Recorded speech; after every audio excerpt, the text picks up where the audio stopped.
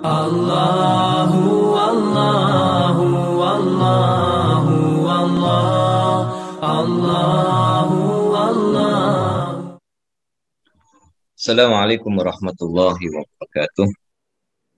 Hamdan salatan wassalaman amma ba'd. Mas Aryo dan semua yang hadir pada kajian sore hari ini, alhamdulillah kita bisa bersama-sama melanjutkan kajian tentang akuntansi zakat kontemporer yang insya Allah pada kesempatan sore hari ini saya akan menjelaskan tentang tarif zakat. Ya, tarif zakat ini. Saya akan coba share screen. Oke. Apakah sudah tampak? Ini share screen-nya. Sudah kelihatan belum? Sudah, Pak. Sudah ya. Baik. Teman-teman sekalian, pada pembahasan sebelumnya kita sudah membahas tentang hal-hal yang penting untuk kita ketahui tentang hakikat zakat, kemudian mustahqik zakat, ya, tentang nisab, tentang haul. Nah, sekarang tentang tarif zakat, yaitu berapa yang harus diambil dari harta zakat yang dimaksud.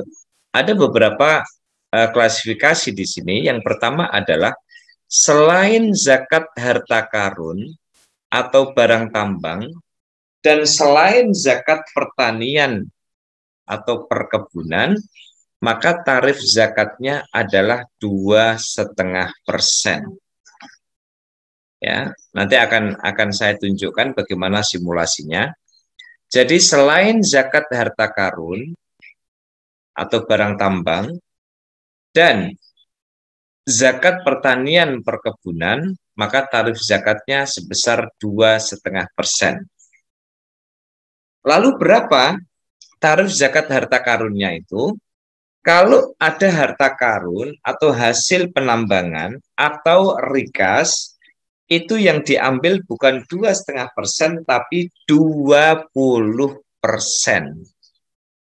Sementara tarif zakat harta pertanian ya sebesar 10% jika pengairannya menggunakan air hujan atau tak berbiaya, 5% jika berbiaya, dan 7,5% jika menggunakan kedua modal tersebut. Nah, ini terkait dengan tarif zakat yang ditentukan oleh syarak. Nah, ada beberapa ketentuan-ketentuan yang terkait dengan zakat. Yang pertama adalah macam-macam zakat itu ada yang dizakatkan itu harta dan keuntungannya, ada hartanya saja, dan ada jenis zakat profesi.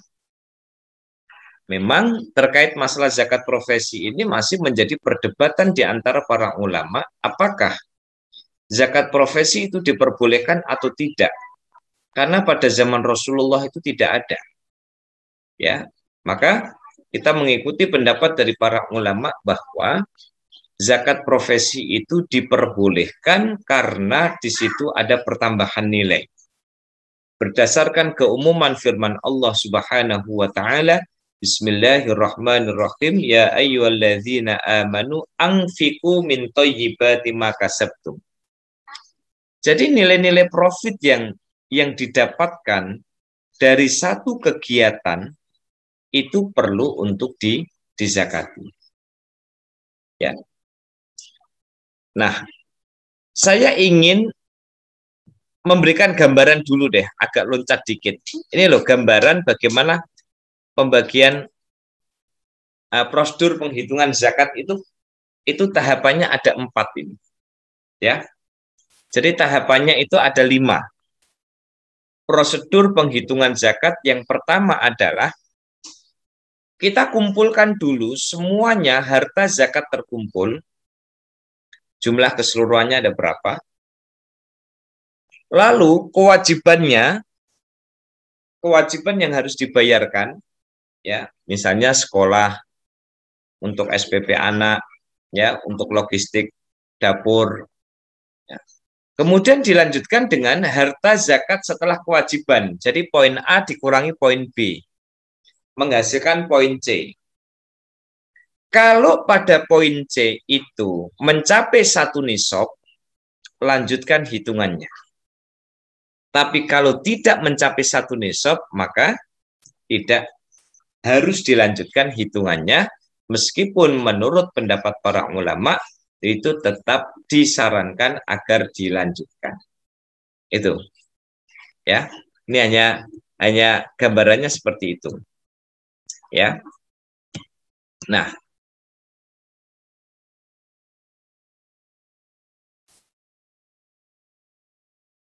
baik. Sekarang ada pertanyaan yang mengemuka tentang zakat dan pajak. Apakah zakat dan pajak ini saling menggugurkan atau tidak? Jawabannya adalah tidak. Zakat tetap ditunaikan, pajak tetap ditunaikan. Ya. Zakat itu kewajiban kita kepada Allah, pajak itu kewajiban kita kepada negara. Kenapa tidak boleh disamakan? Karena distribusi dari harta zakat dan harta pajak itu tidak sama. Distribusi dari harta zakat itu kepada asnaf 8. Sebagaimana sudah kita diskusikan panjang lebar ya, pada pertemuan yang pertama, ya, termasuk memaknai secara kontekstual. Ya, kalau di dalam Al-Quran itu ada budak, berarti hari ini kita memaknai budak itu seperti apa? Kalau pada zaman Rasulullah yang namanya sabilillah itu mereka yang berperang, lalu kita mengkontekstualisasikan perang hari ini itu seperti apa? Ya. Lalu termasuk kita mendiskusikan tentang kategori orang yang berhutang yang boleh mendapatkan zakat itu yang bagaimana, itu sudah clear kita bahas itu. Jadi kalau zakat itu diambil dengan cara yang baik, harta yang baik, dan ditasarrufkan atau dibelanjakan pada sektor yang baik pula. Sementara pajak tidak. Pajak itu sudah campur-campur. Ada yang halal, ada yang haram, dan itu dipakai buat apa? Buat belanja negara.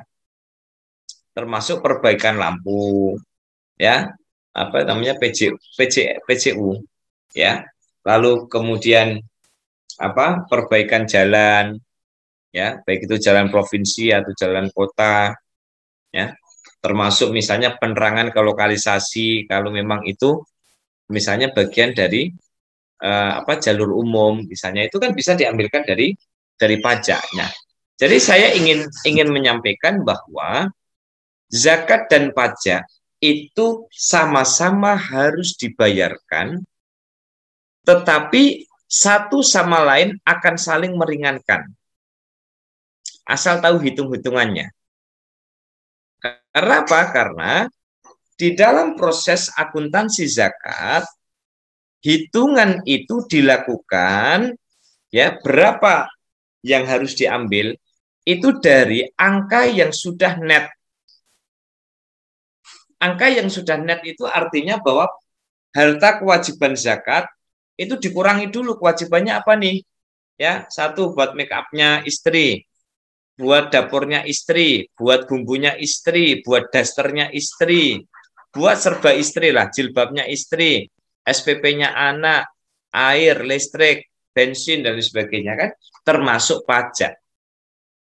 Jadi pajak itu nanti bisa dimasukkan di dalam belanja kewajiban yang harus ditunaikan. Nah, ini perlu saya clearkan karena ini seringkali menjadi perdebatan di antara para ulama, termasuk ya para warga Indonesia ini juga yang Muslim seringkali mendebat antara zakat dan pajak. Apakah zakat dan pajak itu saling bisa menggantikan? Tidak. Yang bisa adalah saling meringankan. Orang ketika membayar zakat, ya, persentasenya itu lebih kecil karena pengeluaran untuk pajak sudah dimasukkan di dalam kewajiban, begitu juga dengan sebaliknya. Nah, ini terkait dengan zakat dan pajak. Nah, intinya teman-teman, sebelum saya masuk pada bagian inti, ya, ada beberapa poin penting yang ingin saya diskusikan dengan teman-teman sekalian. Yang pertama adalah terkait zakat dan pajak. Saya kira sudah clear, ya, bahwa clear ini dalam pengertian bahwa orang yang berstatus sebagai warga negara dan dia Muslim, maka dia punya dua kewajiban sekaligus. Kewajiban kepada negara dan kewajiban kepada agama. Kewajiban kepada negara itu dalam bentuk membayar pajak. Sementara kewajiban kepada Allah, kepada agama adalah kewajiban untuk membayar zakat. Nah, ini saya kira penting untuk diperhatikan supaya teman-teman tidak gampang lagi ya nanti apakah zakat dan pajak itu bisa saling menutupi atau tidak. Ya. Kemudian yang kedua adalah begitu banyaknya jenis zakat yang ada di dalam akuntansi zakat kontemporer ini. Ada zakat fitrah, hitungannya jelas. Ada zakat mal, hitungannya jelas lah. Ya, mal tadi, ya, misalnya orang melakukan perniagaan, ya, orang melakukan perniagaan, itu zakatnya jelas. Ya, stok opnamnya ada berapa, yang sudah terjual ada berapa, nanti hitung-hitungannya ada. Nah, secara umum zakat kayak mal, zakat profesi, ya, kemudian apalah itu secara umum diambil dari pendapat ya ayyuhalladzina amanu anfiqu min thayyibati ma kasabtum. Tolong nafkahkan dari harta-harta baik yang engkau raih dalam pekerjaannya. Nah, itu. Sehingga menurut saya kalau kemudian ulama menghasilkan ijtihad ada zakat profesi, ya kan, bagi para kalangan profesional dan sebagainya, itu hal-hal yang diperbolehkan secara syarat. Ya, Mas Aryo, sebagaimana biasanya untuk memantik diskusi, saya persilahkan Mas Aryo, monggo kalau misalnya ada yang mau bertanya sebelum saya lanjutkan sub materi berikutnya. Ya, baik teman-teman, mungkin ada yang punya pertanyaan, bisa nanti open mic ya, bisa raise hand juga. Atau enggak kalau yang mic-nya bermasalah mungkin bisa ditulis pertanyaannya di kolom chat ya. Ayo, mungkin ada pertanyaan.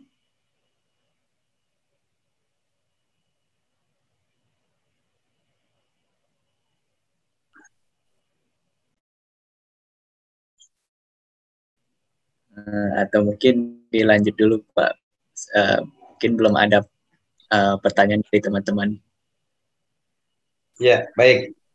Gak ada ya. Ya. Saya lihat selalu sepi-sepi nih. Kayaknya harus disiapin door prize ini Mas Aryo. Ya. Harus disiapin door prize ini. Ya, baik. Teman-teman sekalian, saya kira untuk zakat dan pajak, ya. Berikutnya, sekarang akuntansi. Nah, ini acara intinya di sini, acara intinya. Mas Aryo tahu nggak? Sebentar. Jadwal saya itu masih berapa? Sebentar, saya kayak tadi. Supaya nanti saya membagi harinya enak. 1, 2, 3, 4, 5. Saya masih 5 kali ya. Masih 5 kali ya. Baik. Sekarang teknik akuntansi zakat. Apa sih yang harus disiapkan di dalam menghitung zakat ini? Ya. Secara ringkas ada 3. 1, harta wajib zakatnya, ya. Secara ringkas itu yang pertama adalah harta wajib zakat, yang kedua rekap kewajiban, dan yang ketiga tarif zakatnya. Secara detail nanti akan dijelaskan di sini. Nah, ini prosedurnya. Ini adalah prosedur tentang bagaimana kita menghitung zakat. Ya, ini hitung-hitungannya. Apa yang harus dilakukan pertama kali? menghitung harta wajib zakat. Semua dihitung. Ya, semua dihitung. Saya contohkan misalnya seorang guru. Ya. Seorang guru itu sekarang kalau dilihat siap apa saja poin-poin yang perlu dibayarkan dalam zakatnya guru. Yang pertama adalah gaji pokok. Dihitung dulu. Gaji pokoknya guru ada berapa? Yang kedua, tunjangannya guru. Ya. Tunjangannya guru. Yang ketiga, guru punya bisnis sampingan enggak? Oh, enggak ada. Ya sudah. Berarti hanya gaji pokok dengan tunjangan guru. Misalnya dia mendapatkan sertifikasi. Di total 1 bulan itu misalnya dia punya angka atau total pemasukan setiap bulannya itu sekitar misalnya 5 juta. Ya, misalnya 5 juta. Saya bikin angka kecil aja biar ngitungnya gampang. Ya, kalau Mas Aryo kan sudah canggih hitung-hitungannya ya. Kalau teknik ini biasanya seperti kalkulator berjalan. Nah, 5 juta 1 bulan. Lalu ada lagi nggak aset yang perlu dihitung? Oh, nggak ada lagi, ya sudah. Setelah menghitung harta wajib zakat, yang perlu dilakukan berikutnya adalah menghitung beban kewajiban. Menghitung beban kewajiban. Sekarang Pak Guru punya anak 2. Ya. Anak 2-nya ini yang satu sudah kuliah, yang satu sedang sekolah di SMA. Oke. Maka punya kewajiban SPP dan kewajiban akademik lainnya. 2. Berapa tagihan listrik? 3. Berapa tagihan air? 4. Ya, berapa kebutuhan belanja istri di rumah? 5. Ya, berapa kebutuhan lain yang wajib dia bayarkan setiap bulan. Ternyata dalam 1 bulan itu dihitung-hitung semuanya itu 4.500.000. Itu beban kewajiban yang harus dikeluarkan dalam satu bulan. Ya, total hartanya 5 juta, total harta wajib zakatnya 5 juta, menghitung beban kewajiban 4.500.000. Sisa berapa? Sisa berapa? 500. Ya. Sisanya itu 500. Nah, sekarang kita lihat netonya. Ya. Coba Mas Aryo bisa bantu saya ngitung. 5 juta 1 bulan dikalikan 12 bulan. 12 kali 5 60. Iya, Pak, 60. 60 juta. Oke. 60 juta. Berarti total harta wajib zakatnya itu 60 juta dalam 1 tahun. Sekarang kita hitung beban kewajibannya. Coba dihitungkan, Mas. 4.500.000 itu per bulan. Sekarang 4,5 kali 12 berapa?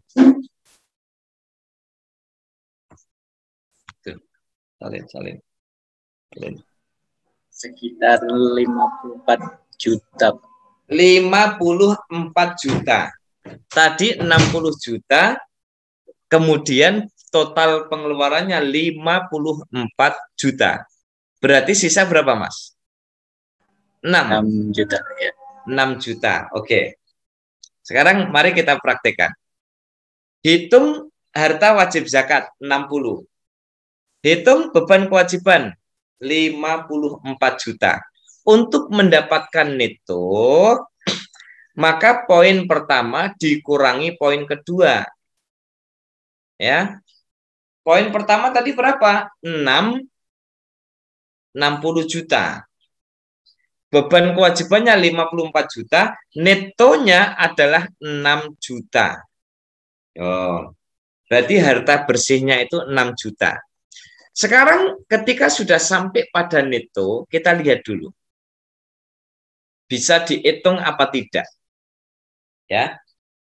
Apakah langsung dihitung atau ada ketentuan yang lainnya? Ada ketentuan yang lainnya. Neto itu bisa dihitung zakatnya kalau mencapai 1 nisab. 1 nisab itu ditentukan oleh emas. Harga emas di pasaran 85 gram emas. Ya, 85 gram emas yang 21 karat. Hitungannya senilai itu. Sekarang coba saya dibantu Mas Aryo. Misalnya emas sekarang harganya itu 500.000. 5 kali 85 berapa? Sebentar, Pak. 5 kali 8.